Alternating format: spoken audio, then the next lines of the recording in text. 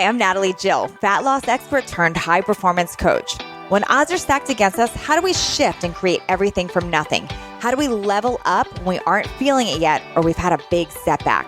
On this podcast, I'll be talking to some of the most inspiring and courageous men and women on this planet who, at their worst, learned how to achieve success greater than they ever dreamed possible, leveling up and creating everything from nothing. Today, I've got Adam Cox, who is a psychologist and a hypnotherapist. He's a founder of Phobia Guru. He says that he helps people eliminate their anxiety and their phobias. So he's widely known in the UK as a leading expert as dealing with phobias quickly. So quickly, they call him the Phobia Guru. That's what he's called. And I thought I really wanted to know his story, and especially with what we're going on right now with everything with the coronavirus in the world. People's phobias, anxiety, depression, it's all coming out in full force. And as I've shared before, I'm not an expert in dealing with this, but I'm an expert in feeling things like anxiety. So I thought, who better to interview than some of these experts on this? So thank you so much, Adam, for being here today. Thank you for the invite. Yeah. So Adam, take us back. I'm assuming that there's a story behind you being the Phobia Guru and being able to help people with anxiety. Were you somebody that was always able to master this, or were you somebody who felt this? Yeah, I mean, I always say that I was my first client because when I first went to university, I was 18, 19 years old and just absolutely crippled by anxiety. So I was always quite a shy teenager, but when I kind of was living on my own for the very first time, it got to a stage where I wouldn't even leave my kind of tiny bedsit. So as a one-room apartment, just opening the door to leave that apartment, my heart would like beat out of my chest. And my fears back then, my anxieties were, unfortunately, people. It was kind of a real high-level social phobia. So whenever there was kind of groups of people, I would just get real self-conscious, very high levels of anxiety. I had a fear of heights. I had a fear of public speaking. So all of these kind of things just meant that my world was getting smaller and smaller. And I was always quite ambitious, but it's difficult to imagine a successful future if you can't even speak to three people, or you can't even leave your apartment. So it forced me to really figure out what anxiety was, how the symptoms of anxiety are created, and in particular, what works, what changes it. And you know, that took me about 2 or 3 years to really go through those things. But the same process of getting through those early fears meant that I could go through kind of newer fears. So at the age of 23, I set up my own business. And then since then became, quite financially successful. I have several businesses, quite a few properties, but that all comes back to defeating the fear that was controlling me. So I have so many questions. So I want to back up before we get to the 23-year-old you that then created what you've created today. And I have a lot of questions about that as well. But so the anxiety and the phobias, one, did you know that that's what they were? Or did you think this was something normal? And did this start as a kid? Could you trace it back to when you first felt it? Yeah, I think I was definitely an introvert. I still am an introvert. But I think as a child, I think I was fairly shy. As a teenager, very self-conscious. But I would say it was probably the age of 15 where I changed schools, going from one school to a new school at 15, and being quite shy, being quite introverted wasn't the best transition for me. And I think that kind of certainly had an impact on how I responded to people, particularly people I didn't know. And then going to university, where that is kind of like an even bigger number of people, massively kind of restricted my ability. Back then, I wouldn't have labeled it anxiety. It was just something that didn't make me feel very good. And in my experience, what people do when they don't feel comfortable is they avoid the things that make them feel that way. Yeah. So for Instead me, of fixing it for themselves, they just avoid the situation because they're like, this doesn't feel good. I don't want to feel this way. So let me just avoid it. Now, do you think people are born with that, or is that something created? Like, I'm curious about like your childhood, like how your parents were to you. Like, did they say, this is Adam, he's the shy one in the family, or did an incident happen? I'm very intrigued by this because there's that question, like, are people born introverted and shy, or is that something that they become? Yeah, so I think personality traits, there's definitely a biological and an environmental impact. Fears itself is different. You're only born with two fears, and that's the fear of falling and the fear of loud noises. So every other fear is learned, and we learn them normally by a combination of the people around us, so siblings, parents, extended family, and quite often, if we see those people that we trust and are, let's say, more experienced than we are, looking like they're scared of certain situations, we very quickly figure out that that's something to be avoided. So most, not just phobias, but fears as well, learned from our peers, reinforced by the media. And for me, looking back on it now, my father was very risk averse. So that, you could say, would avoid things that would be, let's say, challenging or risky. And certainly my mother was quite an anxious person. So definitely I probably picked these things Oh, up. yeah. Because you start Just looking at it as normal behavior, I would imagine. Like, okay, so if dad's worried about this or he's like cautioning and then mom is anxious, then like this is normal. I need to be acting this way. That makes a lot of sense. Yeah, totally. And for me, they didn't get as bad as me. For me, it was full on panic attacks. It was, creating I call it my own prison. It was a prison of my own making because effectively Mm, I didn't realize that these things that I was avoiding were so generalized that it became virtually the whole world. So, hiding away, and obviously I know a lot more about anxiety since, but avoidance is not a very good coping strategy for anxiety because it sensitizes you to whatever that thing is. So the more you avoid it, the less is required to wow. create the same level. And the metaphor I use when I'm working with clients is that certain microphones, for example, a microphone on a mobile phone is it's dynamic in the sense that if you're in a really crowded place and there's lots of people, then your microphone becomes less sensitive. And if you're in a really quiet place, you could whisper to someone and it would still pick it up. That's kind of how anxiety is. So if you kind of avoid anything that you think causes anxiety, then even a small thing could create very intense feelings of Yeah. anxiety So or panic. I want to dive a little bit more into that because I see that all the time with people, myself included, and it's really a lot of control. And really we can't control anything. So I do that all the time. So it's like, okay, this doesn't feel good. Let me avoid it. And just to give you an example, right now with everything going on in the world, I think there's a lot of people, they want to be aware of the news. So they go to their news sources, or worse, they'll go to Facebook, right? And then so what I decided myself was I don't feel good after I'm on Facebook scrolling and seeing all of this negative news. Therefore, I will avoid it. So from what you're saying, like that's the better way would be to learn how to cope with it. So you don't feel like you have to avoid it, or where do you draw the line on what you should avoid or not avoid? Yeah, it's a really good question. So when it comes to a stimulus, there is a fine line between fearless and reckless. So if we look at a very popular phobia, such as spiders, for example, Okay. um, you know, if someone avoids any kind of contact, if there's a spider in a room and they run away, that's an avoidance strategy, and that will increase anxiety. But they don't have to spend day after day surrounded by spiders and actually voluntarily go to spiders to desensitize that feeling. It's just about getting the balance right. And I think the overall healthy balance between control and anxiety is to accept that there are huge amounts of variables that you're not in control of, and to accept that you can't control the variables, but you can control your response to those variables. So we can't control what's happening with coronavirus right now, but we can control how much news we consume. We can control what we do, the where we go and how we spend our time. So the key thing is knowing that you have the ability to respond to what's happening, and also have the ability to change behavior depending on how it makes you feel. Now, for some people that are very pragmatic, they can read the news. It doesn't affect them at all. It's like they've got a suit of armor. For other people that might have different neural pathways, that might be wired differently, anything about, and it could be fake news, it could be a scare story, it could be a famous person, contracting a virus, and they're absolutely going to freak out, and they're going to be in tears, and they're going to be very stressed and very anxious.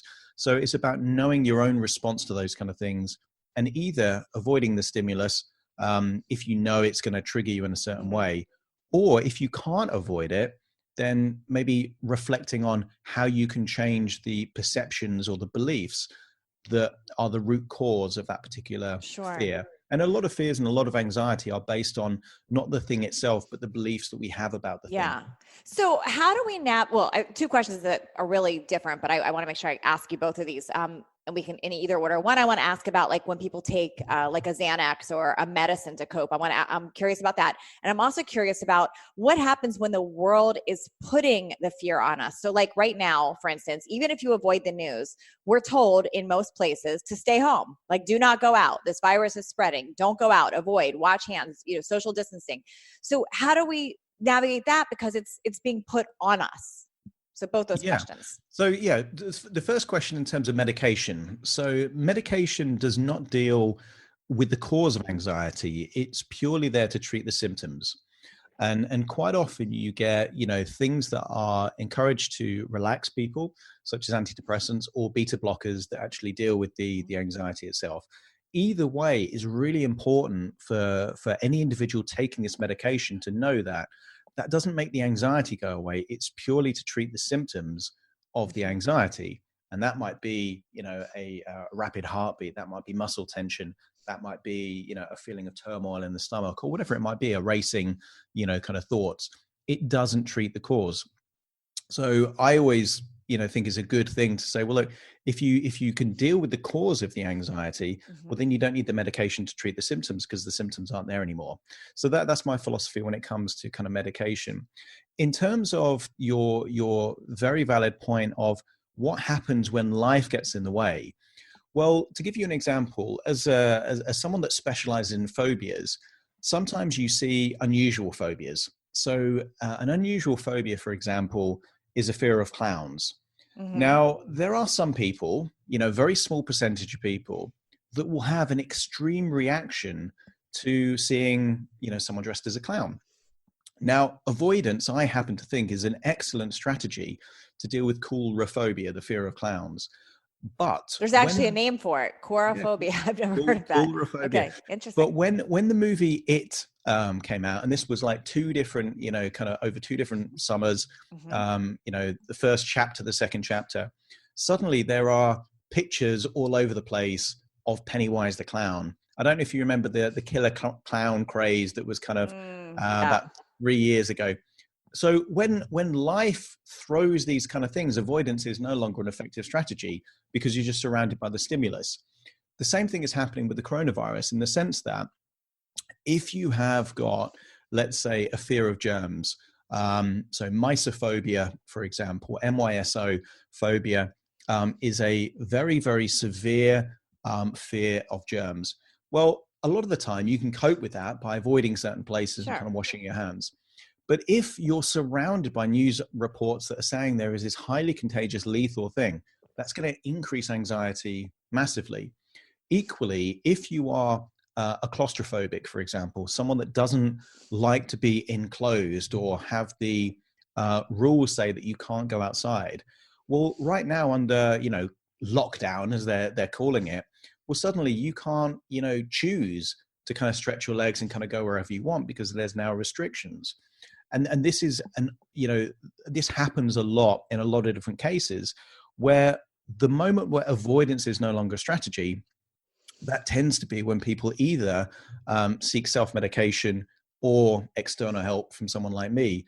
But by far, self-medication is the number one way. And if they can't find prescription medication, then it tends to be food, it tends to be alcohol, it tends to be sometimes crazy amounts of watching TV or social media, because distraction will also work with anxiety. So self-medication, it treats the symptoms, it kind of works, but it's not a long-term strategy, because it just creates new addictions. So let's talk about the dangers of doing the self-medication? Because other than the obvious thing of addiction, so obviously you're doing illegal drugs, that could be an addiction. I want to talk about the dangers because I think it is very comfortable for people to go to that. Like, and I countless times hear people say either Xanax or they'll say their wine or it's marijuana. Like I hear this all the time. So I heard you say that we're just treating the symptoms there, but what's the long-term damage of doing that? I want to really understand that. Yeah. So it depends obviously what the substance is. You know, if someone eats and that's their coping strategy, then you've got all the health implications. That could be heart disease, that could be obesity, that could be all those things. If someone smokes, for example, you're going to have maybe respiratory kind of issues. If someone takes prescription medication, there tends to be side effects. And also dependency is also a side effect that can kind of kick into that because the body it takes more to kind of deal with the same level of symptoms before because the body habituates against those same things. So it really is dependent in terms of the long-term impact. But what you can say is that whatever the coping mechanism is, if it's biochemical in nature, so drink, drugs, or food, then it's not going to be a desirable kind of thing. There are other ways of dealing with anxiety as well. Anxiety tends to affect muscle tension, it affects breathing, and it affects biochemistry. So exercise is also a really good way to deal with anxiety. Because if you shift your focus from the trigger of the anxiety to lifting weights, for example, or doing cardio, well, that shifts your attention, changes your physiology, changes your heart rate, changes your breathing rate. All of these are symptoms of anxiety anyway. So there are, let's say, not so good coping mechanisms, such as eating, drinking, drugs, and then there are very effective. And I would say the two key effective ways of coping with anxiety, one is exercise, and secondly is actually getting to the root cause of the anxiety and then creating new neural pathways. Okay. So the metaphor that I use for explaining that, so everyone has had that at least once in their life where they had a row of dominoes and then they tipped over the first one and then it kind of created a bit of a chain reaction. And that's kind of how it is with anxiety a lot of the time. People feel anxiety not because they're choosing to, but because they're in a situation where they feel it, and they feel it before they even know what's happening. Now, neurologically, what's happening is there is neural pathways that make them feel the thing before they even know what's happened. And that normally starts with a stimulus. That could be a news report. That could be, seeing a spider or seeing a dog or whatever the cause of the anxiety is. So the better way of doing it is to go to the root cause of whatever's triggering that chain reaction, and then basically messing up that pattern and then steering into a more useful, more resourceful state. So for me, the ideal resourceful state would be courage or fascination or confidence rather than overwhelm or anxiety and distress, which just really isn't a good state to be in. So logically, I know, I'm sure many listeners know that makes sense. Like, okay, you're self-medicating. It could be dangerous for us. There's this.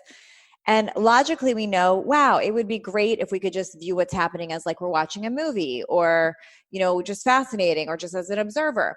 But how do we do that? Like, how do we figure out that root cause? And can people do that on their own? Do they need a psychologist like you to help with that? Like, how do we do that? Yeah. So you've got two different strategies there. One is disassociation. So kind of almost like snapping because whenever I ask someone, tell me a time, if they're anxious of whatever it is, I'll say, right, can you remember the last time you felt that way? And they're creating an associated memory. So they're in their own body experiencing whatever they felt at the time, and that's associated. So you can use this kind of process of disassociation to effectively do it with memories, but you can also do it with future things. Because about 99% of all anxiety is not the anxiety you're feeling in the moment, but it's anxiety that you're reflecting upon that you have experienced in the past or that you're worried about experiencing in the future. So disassociation works really, really well with past memories and future events because you can do it in that case. But you don't really want to disassociate from your own body when you're in your body experiencing it. That's kind of the opposite of mindfulness. What's more important at that stage is that you're associated into the resources that would be necessary to cope rather than disassociated from the anxiety. But certainly disassociating from anxious memories or future thoughts, that's a useful coping strategy. In terms of the other part, desensitization. Desensitization is a very, very good strategy so long as it's done in a supportive, resourceful way. If someone is afraid of hospitals, for example, and there is a genuine phobia of things like doctors and hospitals and things like that, and if someone said, right, I'm just going to face my fear, and they start walking up into a hospital, without the right way of thinking about that in a resourceful way and priming them to believe that by doing that, they're able to demonstrate that they're in control and they can handle the fear, well, what's likely to happen is that they could have a full-on panic attack, which then provides evidence to them that they were never in control and they couldn't handle it. So desensitization itself isn't really useful unless it's part of a strategic way to break the fear or the anxiety. But it is really good if you can do it in a supportive way. So I used to have a fear of heights, for example, and my form of desensitization was to say, right, what one thing would I have to do that if I did that thing, then it would make me believe that I don't have that phobia anymore? So skydiving was the thing that popped into my head. So I thought, well, if I can go skydiving, then it's going to be really difficult for me to climb a ladder and feel anxious. So I did the skydive, and that first time there was real anxiety, there was lots of adrenaline, but the second time and the third time, there was no anxiety. So if it's done in the right way, you can break the pattern between stimulus and response. And that doesn't have to be a phobia. That can be any anxiety whatsoever. So Adam, for example, like I'm scared of heights, and I did that same thing with skydiving, and it didn't help me. It made me more scared of heights. So it was like, it traumatized me. It was like, okay, I was so hyper scared the whole time. I did it. I was glad I did it, but it didn't break it. So what makes it that different? Like for you, that worked. I know you said you did it more than once, but like, what did I do wrong there so I want to learn from this. Like how did I jump into that wrong that it made it reinforced why I'm scared? Yeah. And that's the key thing. So doing the thing that I think it's Susan Jeffers that says, feel the fear and do it anyway. Not a good strategy unless it's the final piece of the puzzle. So what you want to do is actually experiencing the fear has to be part of what's known as a convincer strategy. So once you've kind of got these new beliefs, these new ways of thinking about stuff, once you've disassociated from the triggers of anxiety in the past and the future, and then you set it up and say, right, if I can now do that thing, that's the nail in the coffin of that fear. So it's the convincer strategy. It's kind of like, well, if I do that, I can't possibly be afraid. Well, then it's primed in a different way. You would see it as success. Whereas if you do it and you're like, well, that was the worst thing ever, well, then all you've now got is you've got new evidence that you still are afraid. And then when someone says, oh, do you want to go skydiving? You then associate into a memory of you being absolutely terrified jumping out of a plane. That actually is what can create a phobia rather than break a phobia. So it has to be the convincer strategy. It's the last piece of the puzzle. Got it. Okay. That makes sense. Okay. So how did you figure out your formula, like what you do with people, and help me with what we could have people that are really living in their fear and in their phobia and their anxiety right now navigate through this right now with what's going on in the world? Yeah. So the first part of that question, how did I figure it out? I'd love to say, it was easy, but it wasn't. It was a lot of trial and error. It was a lot of testing different things. And, I did lots of these things where I just kind of did it, and then, would have panic attacks and have severe anxiety, and then think, well, that hasn't worked, feel like I failed and beat myself up and all this kind of stuff. But basically I feel, my approach was very pragmatic. It was kind of reading what the experts say, psychologists, all different approach, and then testing it out. And for me, what I found was a combination of changing the beliefs that I had about the fear, accessing resourceful states effectively. So every single person in their life has had a time when they've been courageous. Every single time as a person has had a time when they've been highly, highly confident. They've all had experience of going out of their comfort zone and then feeling a sense of positive accomplishment by doing that. So it was a combination really of breaking down old belief systems, creating new, more supportive belief systems, having the right metaphors in place. So for me, that old metaphor that I'd created my own prison. well, genuinely that's what was happening, and that's how I kind of felt at the time. Whereas now, the approach is, whenever I get that sensation of feeling a bit anxious, I'm like, ooh, like a new challenge, and now I have to kind of seek it out.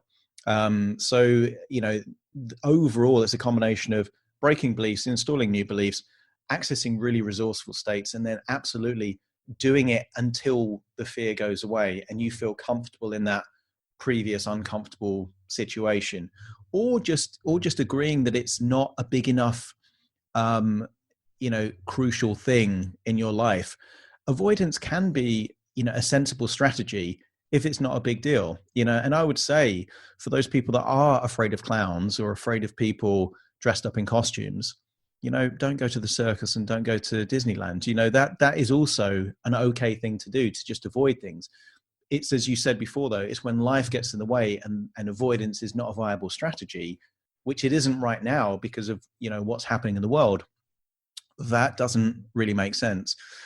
The tips that I would offer people to actually manage the anxiety, well, there's two different ways. You can manage the root cause and you can manage the symptoms.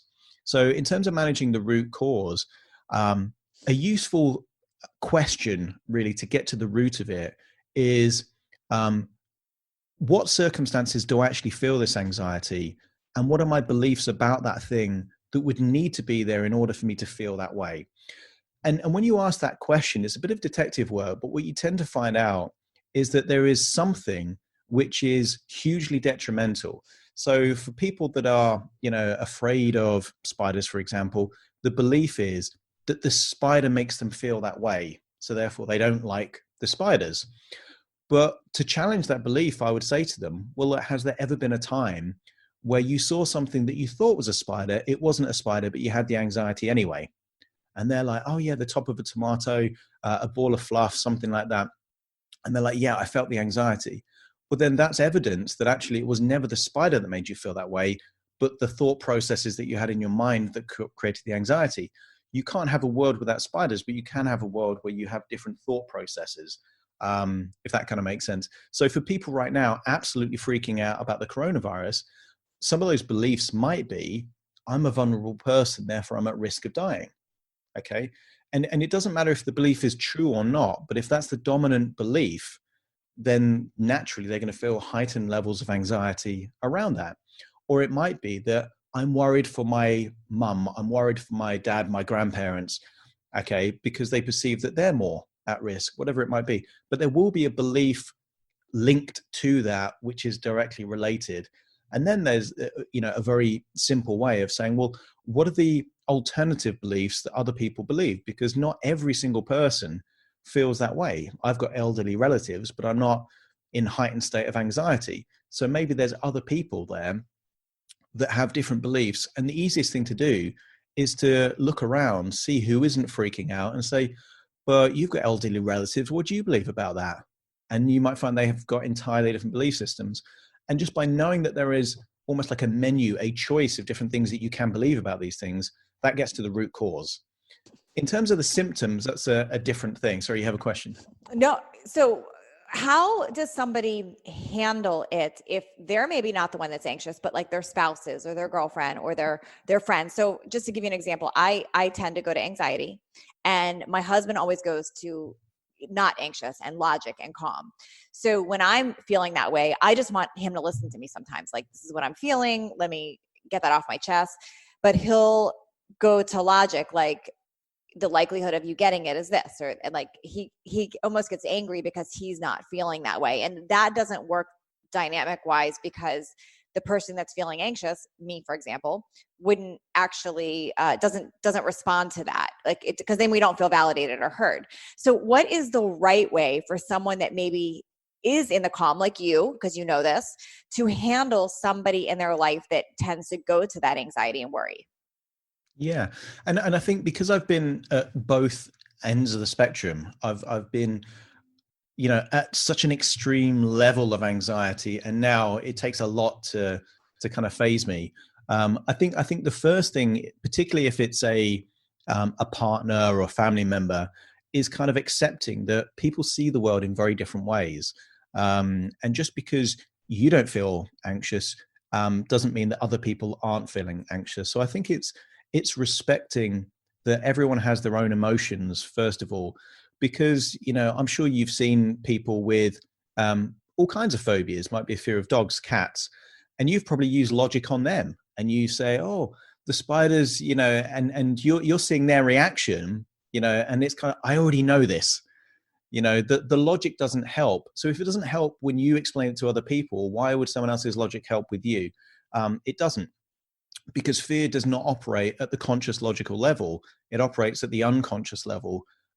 So using logic to deal with fear is kind of like using a saw to kind of hammer a nail. It's the wrong tool for the job. Just doesn't help that way. So one, I think it's acknowledging and validating that people have a right to feel however they feel, but you can help them in two different ways. One, they might not know that there is a belief behind that, and a belief is kind of different. So if you say, right, when did you first feel this way? Then suddenly you might get to the root. And back then, what did you think about that thing? You might elicit a belief, and sometimes just by talking that belief through, a lot of us, we have beliefs that are out of date. There was a time that you believed in tooth fairies and Santa Claus. Okay. Now, the key thing is, you've got to imagine, yeah, you've updated that belief system, but you probably have belief systems that you still have that were implanted when you were like 3-4 years old. Some of them, might need a bit of an update. And sometimes just by talking them through, the words coming out of your mouth, you're like, yeah, that doesn't even make any sense anymore. So sometimes you can update the belief systems. The other thing that you can do is to assist in terms of the actual symptoms itself. And a couple of ways of doing it is you can use confusion sometimes. So there is a really powerful principle when it comes to emotional states, and that's called the law of dominant effect. And basically what it means is that you can't feel conflicting emotions simultaneously. So if you see someone really, really anxious, you could ask them a question that creates a feeling of confusion. They can't feel confused and anxious at exactly the same time. So it's called a pattern interrupt if you're using kind of NLP language. So, if it's a child, for example, and they're really kind of anxious because they've seen the news or this kind of stuff, you could ask them, what does a particular color smell like? And in order to figure that out, they have to get really confused. But you'll find that they can't be confused and anxious at the same time. And also by messing up that pattern, it becomes then harder for them to feel anxious. Or you can attract their attention. You could say, do you remember that time when, and it's a positive memory. Well, when they're associating to that positive memory and they're feeling good, well, guess what? They can't simultaneously feel anxious about what's happening as well. That's cool. That's awesome. And I think that's why even right now, comedy or memes almost distract people, or puzzles that people are sharing. That makes sense because it is a pattern interrupt and it changes your process, what you're thinking. How are you, because if you were born and really grew up going to anxiety and going to fear and phobias, I'm assuming, maybe I'm wrong, that that's still your first reaction with things, but you're able to shift yourself out of it faster. So I'm curious how that works with you. Like right now with what's going on in the world, when you first heard this, or when you hear a news blurb or you see something, do you instantly feel that anxiety? And then how do you do this with yourself? Yeah, honestly, I don't anymore. It's a strange thing. I think I've kind of, been so just over years and years, so, conditioned, it's like if you keep exercising, for example, things that used to be tough aren't tough anymore because your body's just kind of used to it. And it's the same thing in your mind. Once you think a certain way for long enough, that becomes the new default. So whereas my default used to be straight to anxiety, straight to kind of thinking of all these different scenarios, how it can negatively affect me. Now I think it's kind of like, right, can I influence whatever's happening? Now for me, very early on, I have a business with 25 staff. Very early on, it was kind of like, well, this is happening in China, this is happening in different parts of the world. It doesn't affect me, so anxiety is low. Meanwhile, there's some staff like researching all the different kind of things, watching YouTube videos of kind of what's happening in Wuhan. They were feeling anxious. That was their default to go to anxiety. Mine was not that relevant to me and my situation. Then when it was evident that it was actually in the UK and there was going to be restrictions and things like that, I had a company meeting, and I explained to all of them that there's going to be what I just called it harsh realities. Some people are going to die from this. Some people are going to have family members that might not make it or get really sick. We might have clients that don't pay. We might have all these kind of things. And we can use that as an excuse if we want, but equally, we can control what we do in this situation. And for me, it was kind of addressing that there are real things going on, because it can come across really, I think, patronizing or kind of fluffy if you have people that are kind of positive thinkers and they just say, no, it's going to be great and everything's good, and this is an opportunity for hope and connection and all this kind of thing. And it's kind of like, but you've missed out that key step of accepting that thousands of people are dying, hugely disruptive, businesses are failing.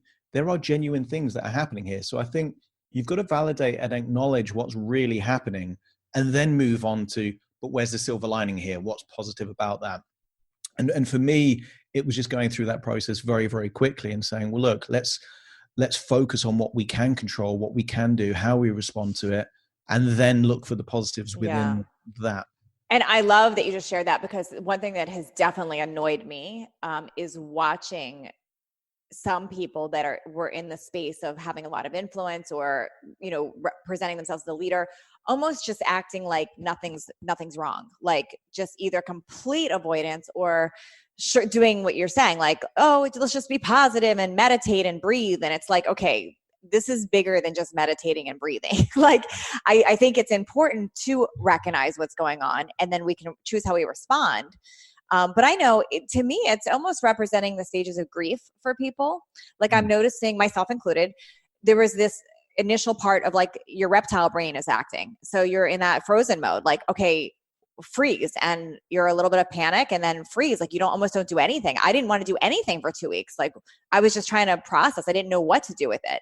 And it really did annoy me personally when I would see people acting like this is no big deal, or just take deep breaths. It was like, this is more than that.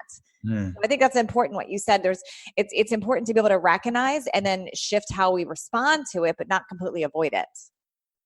Yeah, because there's nothing worse than kind of the two extremes. And I think one extreme is kind of this kind of feeling of invincibility, or even worse, kind of like fake bravado, which is, kind of like, yeah, you might be worried by this, but I'm not bothered by it. You can't cope, but guess what? I can cope.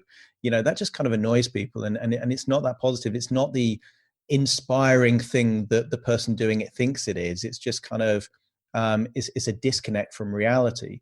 But equally at the other end of the spectrum, the kind of the headless chickens, that's not useful either, because you have the principle of social proof. And if people see enough headless chickens, they can become the headless chicken. And that's exactly what we saw with stockpiling everything from toilet paper to food and pasta and all this kind of stuff. You see enough people panicking, you think it's your duty to panic as well, and kind of respond accordingly. Yeah. And it's interesting because I know it doesn't help to point out facts when somebody's in a state of panic, but really that logical, most people listening will not get this virus. Most people will not. There's a lot of people that will, but the majority still will not. And it's interesting how we respond to this versus how we responded to swine flu, for instance, which a lot more people got, right? And I know that they're totally different things, but the news and the media wasn't in this panic mode, so we weren't feeling that. So it is interesting. Yeah, it really is. And I think, there's very early on, there was lots of kind of stats and facts about, well, this is how many people die from flu, and this is how many people die from smoking and obesity and hunger and all this kind of stuff. And I think the reality is it wasn't so much about death rates, but I think it's about overwhelm of health infrastructure. And I think that's really what's led to the decisions that have been made. But the key thing is, more people will be anxious about the disruption to their businesses, the disruption to their lifestyle. The overall, some people are good with change. A lot of people aren't good with change. So that will cause more anxiety than the thought process of, I'm going to get sick or I'm going to die from this. I think, any amount of disruption, people get anxious if they're 10 minutes late to get to work. Yeah. this is change on a whole different level. And I think Yes, the positive around this is that people will figure out that they are more resilient to change than they ever totally. knew. That will be the positive. That's great. Okay, so to sort of to circle, take this around full circle and wrap this up right now, people listening, if you were to just give them some steps, they're feeling anxious, they're not sleeping well, they've got the worry going on. If you were to just sort of summarize, what should they be doing right now to help get them out of that state? Yeah. So step one really is, and sometimes it's useful to kind of do it just with, a bit of a pen and paper and just put all the things that you're not in control of, and just accept those things. Accept that, there are scientists out there doing their thing. There'll be people trying to figure out vaccines. There'll be people, in the hospitals doing their thing. You're not in control of any of that. So just accept that you're not in control of that. But then have a list on the other side of the paper of all the things you are in control of, how much news you watch, how much time you spend on social media, the thoughts, recurring thoughts that you have after these kind of things, the phone conversations, the tonality that you have when you're speaking to friends and family members. There is so much within our control, and all of it is inextricably linked to anxiety. The diet, if you're having lots of processed food, if you're having lots of sugar, lots of caffeine, that might make you a bit more anxious. Equally, if you're having, if you are doing meditating, if you are breathing, if you're going for walks, that's also within your control. And there's going to be certain things that help, and there's going to be certain things that don't. So I think overall, on a very pragmatic level, doing an audit, figuring out that you just by feeling in control of certain things gives a sense of empowerment, which can actually massively reduce anxiety. I think the second thing is kind of reflecting on the belief systems. What do you genuinely believe is the biggest consequence? And for most people, anxiety is a perceived consequence that affects either them or the people they care about. So what is it that you are anxious about? Is it about your business? Is it about your income? Is it about disruption to your social life? Is it about a potential health threat to you or someone you care about? But hone in, because when you actually address what the fear is and where it's coming from, so much easier to deal with than if it's like in horror movies. The key thing is, for about 2/3 of the movie, you never even see what the monster is. You don't even see what the threat. And not knowing what the threat is more scary than when you actually see what the monster is. Once you define it and you know what it is, somehow that's more manageable, when if it's just this overall sense of, oh, there's something out there, when it's very ominous. So I think doing a bit of an audit and just figuring out what is it that's causing the anxiety massively helps to actually deal with that. Super helpful. And the very first thing you said about the two lists, the list about control and not control, that's the second time listeners have heard that. I just did an interview recently with Rhonda Britton, which is a very different interview than with you, but she suggested that same thing. So we've heard that twice now, which means there's really something to it. So I think today is a day that I definitely make that list for sure. Adam, this was super helpful today. Where can people find you and learn more about what you do and your resources?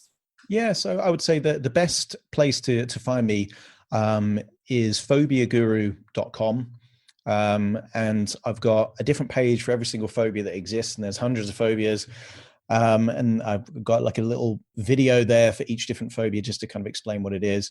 And there are phobias out there that people might have that they don't realize that you can get rid of fairly quickly. So the ones that directly relate to coronavirus: fear of germs, fear of hospitals, fear of people, all these kind of things.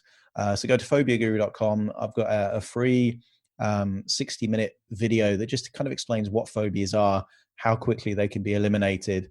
And I guess the final thing really to say is that I work with people all over the world. It's exactly this setup that we've got here with the microphone and the camera. I've got clients in the States and in Dubai and Australia and all over the place. I think the world is getting smaller, and that means that people that can help people can connect with people that need that help much easier than ever before. This was so helpful, Adam. Thank you so much for doing this today and for being with us. More than welcome. Thank you for the invite. Thanks for leveling up with us today. Please share this episode if you found it helpful so others can join in. And don't forget to hit that subscribe so you don't miss out on future shows. And if you would leave me a 5-star review, I appreciate those so much. I read all of them, and it's how I know that I'm giving you information that you find valuable.